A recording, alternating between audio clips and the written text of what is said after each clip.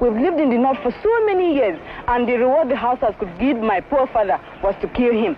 He was the first man killed in the May massacre. After being chased for some few yards, they shot at him, and then when they got him, they had to slice him into two, like, you know, when you want to slice your bread into two. A human being being sliced into two. Can you imagine such a thing? Biafra is going to emerge as a nation. You know, despite the support of Britain, Russia, Egypt, and some other friends of Nigeria, we all will surely come out as a nation because we are fighting a just cause. Even a little child on the street will tell you this. We shall never go back to Nigeria again. God's grace will surely emerge as a nation. And so, as far as this war continues, we'll fight to the last man.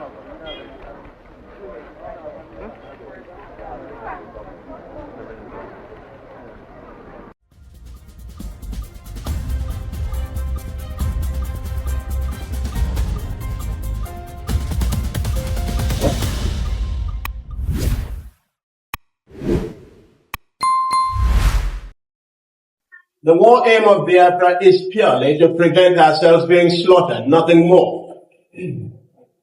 We haven't got the sophisticated war aim of Nigeria to conquer, to overrun, to do something or the other. For us, it's merely to prevent. And if anybody is going to judge our success and failure in this war, it will have to depend on how much we have prevented the enemy from killing us. The progress of the federal troops towards Asaba could be measured by the approaching sound of heavy guns and the rattling machine gunfire. Eyewitness account described 24 hours of ferocious shelling during which Asaba suffered its first casualties. Then the massacre followed. This video is inspired by the book entitled The Asaba Massacre, Trauma, Memory and the Nigerian Civil War, written by Elizabeth Bird and Fraser Otanelli. From along the Okpanam-Asaba Road, federal troops reached the outskirts of town on October 4th, where they overcame some Biafran resistance before occupying the grounds of St. Patrick's College later that day. This was the 2nd Division of the Nigerian Army, led by Colonel Mortala Mohammed and Major Ibrahim Taiwo. At this point, many of the residents had fled into the nearby bush. Hundreds of people, including some who had first fled to the bush, men, women and children, gathered at the square wearing white attires signifying surrender and singing One Nigeria, and also some bearing gifts for the soldiers. Since there was a lot of anxiety, some refused to take part. Both traditional criers using guns and trucks equipped with loudspeakers were reportedly calling on everyone to join. The chief information officer from Benin City, an Asaba man named Frederick Conway, was aboard one of these vans. Since he was well known, the sight of him allayed the fears of many residents who then came out in their numbers. Others were ordered to take part after being pulled from their homes by soldiers. Celestina Izishe was a college student who returned home to Asaba at the instance of northern pogrom and the threat of war. Her father resided on one of Asaba's most beautiful estates at the time, which was made of a large brick house and a number of outbuildings. The family, which consisted of her parents, younger brother Osi, sisters, and an older brother Emmanuel, together with his wife and little child, had felt generally secured back in their home. Her father was a powerful man, and the family had recently celebrated her brother Patrick's ordination as a Catholic priest. They were now hiding as shots started to hit their house. Osi and his friend Callistus, both students of St. Patrick's College, hid under beds. However, when the soldiers arrived at their compound, all hell broke loose. Osi and his friend ran out of hiding and were accused of being Biafran soldiers. They were shot one after the other as they approached a gathering of women who were on a forced dance outside the gate of the compound. About 4,000 residents took part and were led by elders from the community. Groups emerging from homes in the 5 Asaba quarters joined those who had congregated by a big tree on the Indebisi Road across from the High Court. St. Patrick's College student Christopher Upaya, who had already witnessed a friend from school die, was waiting anxiously in his home. After some time, the crowd at Ndebisi Road started dancing and singing "One Nigeria, One Nigeria, One Nigeria." Along the major Ndebisi Road, the crowd passed the Catholic Church of St. Joseph. Any hope that this act of kindness would calm the troops was immediately dashed. As Upaya narrated, federal forces flanked the marchers to prevent them from escaping, and other witnesses claimed they would also select men at random and have them killed in front of the crowd, as they did with Osi Isiche and his friend Callistus. Once the crowd reached the corner of Ogbogonogo and Ogbeke markets, troops separated out women and small children, many of whom were carried into the maternity hospital on Ndebisi Road, while the men and boys of around 12 years and above were channeled between two rows of soldiers down the side road that led to the square at Ogbeosoa, a village in the Asaba quarter of Ugbomanta. Eyewitness narrate how Paul Ogbebo, a federal soldier, tried to intervene. He said, "I was coming on my jeep and I saw a boy being taken away to be shot, and the mother held him by the waist, and then I came out and asked for this nonsense to be stopped, and when they refused, I cocked my gun, said, 'Don't do it or I will kill you.'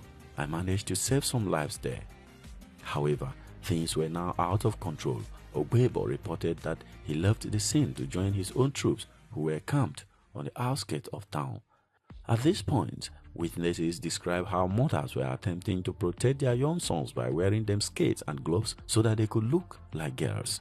Their effort yielded little or no result, as the men and boys were led away to the open field nearby.